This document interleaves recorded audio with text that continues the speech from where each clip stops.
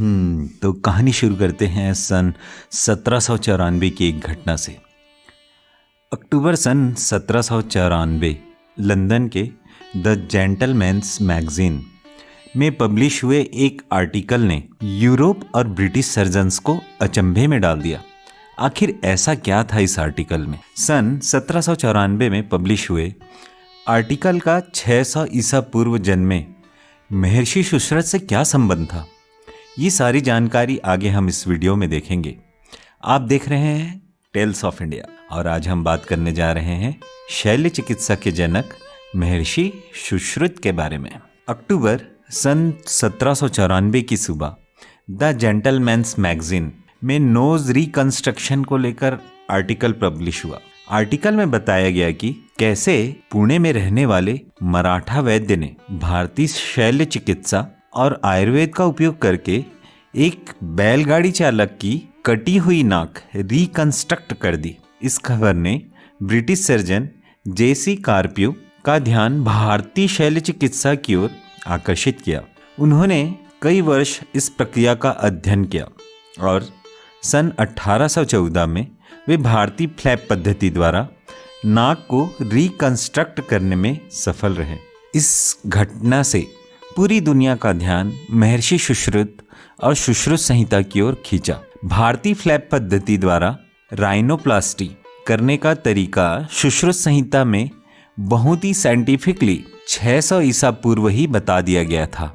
दुनिया को भले ही खबर ना हो इस बारे में, पर भारत में पीढ़ी दर पीढ़ी यह ज्ञान जनरेशन्स में पास ऑन हो रहा था।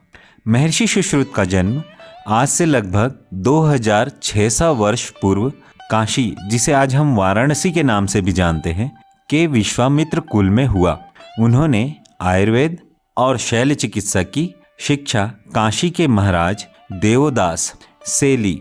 देवदास को धन्वंतरी का अवतार भी माना गया है।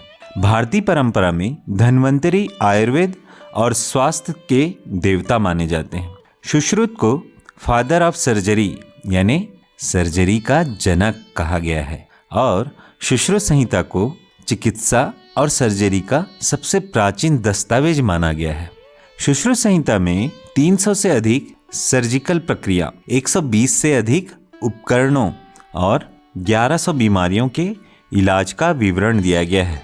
साथ ही बताया गया है कि कैसे मानव शरीर का अध्ययन किया जाए, शल्य चिकित्सा को सही तरीके से कैसे परफॉर्म किया जाए, शल्य क्रिया के पहले और बाद में मरीज की देखभाल कैसे की जाए। ये सारी जानकारी बहुत ही व्यवस्थित तरीके से बताई गई है। सुश्रुत की सबसे प्रसिद्ध प्रक्रिया थी राइनोप्लास्टी या नाक की सर्जरी। उस काल में किसी अपराध के सजा के तौर पर अपराधी की नाक काट दी जाती थी। महर्षि ने देखा कि ऐसे लोग हमेशा अपनी चोट या विकृति के कारण पीड़ा में रहते हैं। यहीं से उन्हें प्रेरणा मिली और उन्होंने नाक की फ्लैप पद्धति को खोजा। इस प्रक्रिया में माथे या गाल से फ्लैप लेकर उसका उपयोग कटी हुई नाक को रिकंस्ट्रक्ट करने में किया जाता था। महर्षि सुश्रुत ने न केवल नाक की सर्जरी की, बल्कि मोतियाबिंद, सी सेक्शन डिलीवरी, हड्डी जोड़ने और घावों के इलाज जैसे जटिल प्रक्रिया को भी अंजाम दिया। सुश्रुत द्वारा लिखी गई सुश्रुत संहिता आयुर्वेद के 3 प्रमुख ग्रंथों में से एक है। इसे अथर्ववेद का हिस्सा भी माना गया है। सुश्रुत को शल्य चिकित्सा का ज्ञान प्राप्त करने के लिए बहुत सी सामाजिक चुनौतियों का भी सामना करना पड़ा।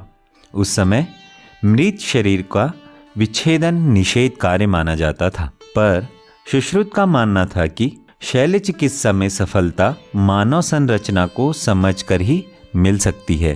वे मृत शरीर को 7 दिनों तक पानी में डीकंपोज होने देते, फिर परत दर परत उसका अवलोकन करते।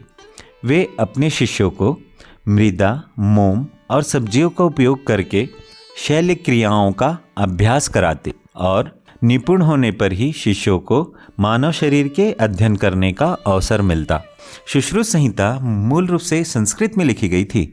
800 ईस्वी में इसका अरेबिक ट्रांसलेशन शाह शुन अल हिंदी या किताबी सुश्रुत के नाम से किया गया। फिर 19वीं सदी में टेलर ने लैटिन और मूलर ने जर्मनी में इसका अनुवाद किया। सन 1907 में कोलकाता के कविराज कुंजलाल ने इसका इंग्लिश में ट्रांसलेशन किया। सुश्रुत का शल्य चिकित्सा के प्रति व्यवस्थित दृष्टिकोण, हर्बल एनेस्थीसिया, पोस्ट ऑपरेटिव देखभाल ने शल्य चिकित्सा की नींव रखी। उनके अनुभव, शव परीक्षण और प्रॉपर डॉक्यूमेंटेशन ने मेडिकल स्टैंडर्ड्स सेट किए जो आज भी फॉलो किए जा रहे हैं। ये था आज का वीडियो। उम्मीद करते हैं आपको जानकारी पसंद आई होगी।